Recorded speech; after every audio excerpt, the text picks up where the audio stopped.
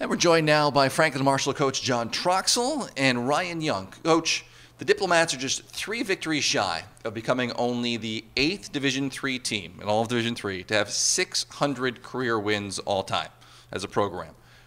Do you feel the weight of expectations in the history of the program? No, I don't think so. I mean, the standard was set here a long time ago by players that came before the guys we have now, and our guys really are proud of the tradition and the history of Franklin and Marshall football, and they're gonna do what they do on Saturdays and not worry about wins.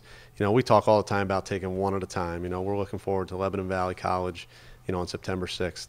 It's obviously an honor and it's a privilege to be in charge of a program that has that history, but for our guys to worry about something like that, they don't need to do that. I assume then, Ryan, this would be for you, that you're not as worried about tradition and history. Do you pay a lot of attention to that as a player? I mean, it's obviously great to be a part of something that stretches back to the 1800s. But in terms of creating a legacy for the 2014 team, we want to do that on our own. And tradition's huge, and it's great to be a part of that, like I said. But, we're going to take it one game at a time and try and write our own chapter in the book. So.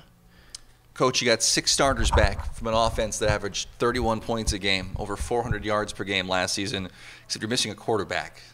Senior E.J. Schneider graduated. Who's in line to replace him? That's a good question. We have a group of guys that have worked extremely hard. We have 2 rising juniors, Matt McGarity and Anthony Carlucci. Both had pretty good springs. We're looking forward to seeing them under the gun here this fall, during camp.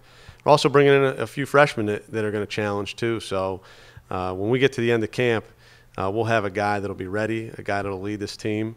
And, whoever it is going to have a group of guys around them that is hopefully going to help them be successful. When you look at our offense and our defense, we bring back some experienced guys. So we're going to have to rely on the older guys really to help us win games. Can you elaborate on that a little bit? You have 6 starters back, including some wide receivers. Is it their job to kind of teach the quarterbacks how things work there, or do they kind of have their own thing going on?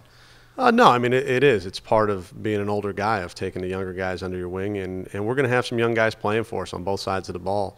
But that's where guys like Ryan Young come in, where they can mentor these kids and get them to play at a high level for us. And we're going to need them to play at a high level if we're going to have a successful season. The defense has 6 starters back, including Ryan here, who was 2nd team All-Centennial Conference last year. Can you talk about his development and the linebacking core's development? Yeah, I mean, when Ryan got here as a freshman, he had a lot to learn, much like the guys we have coming in. But he's become, we feel, the best linebacker in this conference, and he's surrounded by some other guys on his side of the ball. On the defensive side, we talk about Aaron Fant, you talk about Brian Velasco. I think those 3 guys could start for anybody in Division III, and we're glad that they're on our side. And then on the offensive side, you have some rising seniors. Jordan Zachary's played for 4 years, and Paul McGann's played for 4 years.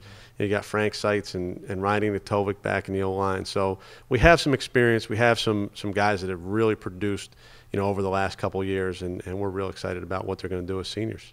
Ryan, what is your role as a linebacker and as a senior leader of this team? How do you kind of coach the team, and how did you learn? Sure. Well, I mean, if you look back to the last few seasons, I had some great mentors in Sammy Macero, Brendan Wangeter, both all-conference guys, great linebackers. So I've kind of picked up on how to lead the linebacking core and how to kind of hold the hand of the younger guys, get them in their playbook, watch film, organize everything. I think I'm ready for that role, and I'm looking forward to it.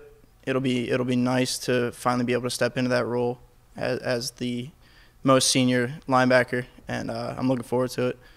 So. One thing I'm assuming you're looking to improve upon has been turnover ratio. The team hasn't had a positive turnover ratio in 5 seasons. Is that something you can coach? That's something you can try to do better, or does that just happen? Well, Coach always emphasizes, all 3 phases of the game: offense, defense, special teams, and the turnover margin is a reflection of every unit.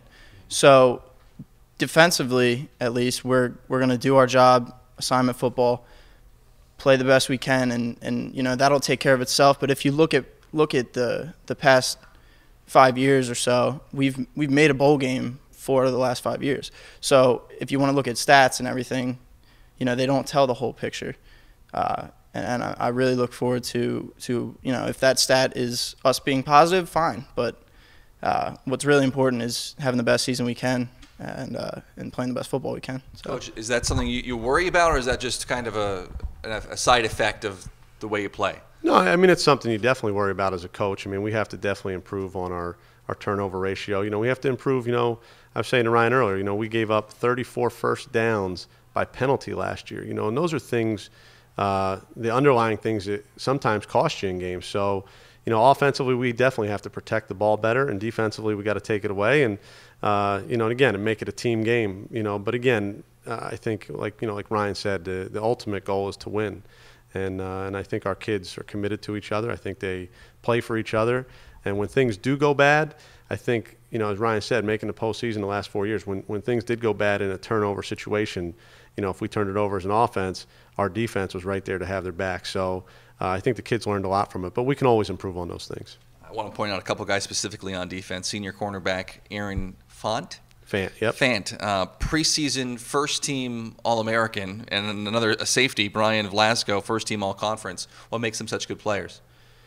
They're special. I mean, they really are, along with Ryan.